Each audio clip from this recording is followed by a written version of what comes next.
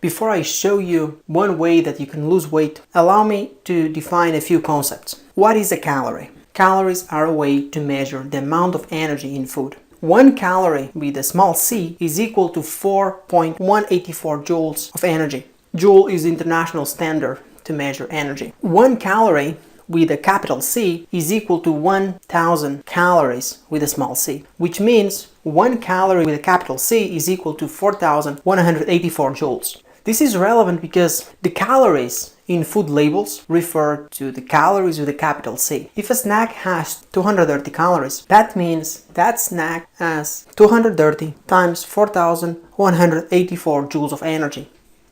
So burning 1 pound of fat in a lab releases about 3500 calories of energy. This rule is mostly accurate in a lab, but is not accurate when we are talking about the human body and how the human body uses energy. From this rule, you would predict that to lose a pound, you have to burn 3500 calories. But the body is more dynamic and is more complex than that. Different foods have different amounts of energy. 1 gram of fat has 9 calories with a capital C. 1 gram of protein has 4 calories. 1 gram of carbohydrates has 4 calories. So you can see that fat has twice more energy than protein or carbohydrates. So the body has to perform basic functions, and all those basic functions require energy that we obtain from the food we eat. So one of the basic functions of the body is to maintain the core temperature around 99.6 degrees Fahrenheit. This constant use of energy for basic functions is many times defined as the resting metabolic rate. And the resting metabolic rate is equal to around 30 calories per kilogram of body weight per day in men, and is approximately equal to 27 calories per day in women. What if you want to lose weight?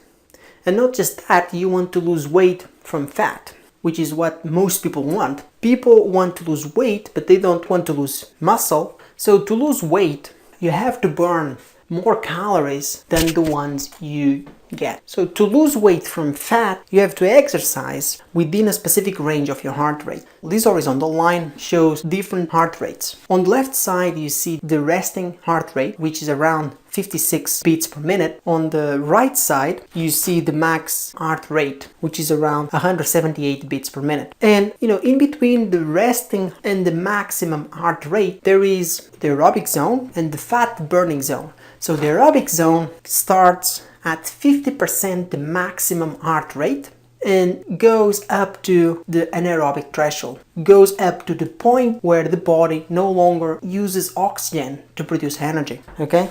So the aerobic zone starts at around 121 beats and goes up to 156 beats per minute.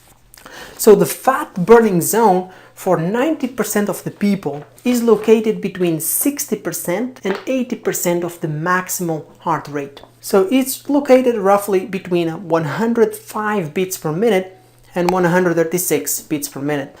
So to lose weight from fat, you have to perform an aerobic exercise. And you have to exercise at a heart rate that is optimal to the fat burning. And the maximal fat burning occurs between 60 to 80% of the maximal heart rate.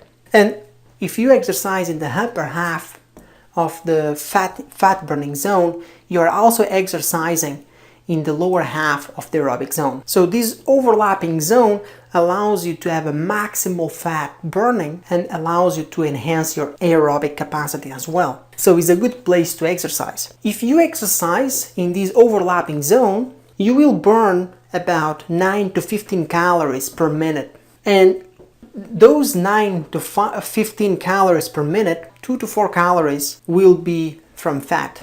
Given that I said before, 1 gram of fat is equal to 9 calories, 1 gram of protein or carbohydrates is roughly equal to 4 calories. If you burn 9 to 15 calories per minute, you will lose 2 to 3 grams of weight per minute. And from those, 0.22 to 0.44 grams are from fat. After an hour, you will burn around 120 to 180 grams of weight and 13.2 to 26.4 are derived from fat. So to lose a pound of fat, you have to lose more than 3,500 calories, because when you're exercising, your body is going to burn fat, but it's not going to burn just fat. It's going to burn proteins and it's going to burn carbohydrates. And the proteins that your body will use as a source of energy are mainly your muscle. Okay, so I think being aware of these zones and being aware of the heart rate that maximizes your fat burning, I think is cool, but you have to be aware that these zones, the aerobic zone and the fat burning zone, are highly variable between different individuals. If you are an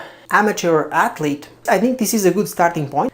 If you are an elite athlete, very likely you will have these zones, the aerobic zone, the fat burning zone, the anaerobic threshold. You will have these heart rates determined in a lab, in a sports center. But if you are not an elite athlete, you can be confident that in about 90% of the cases, fat burning zone is located between 60 and 80% of your maximal heart rate. So I think being aware of this will probably improve your chances of losing weight and losing weight from fat.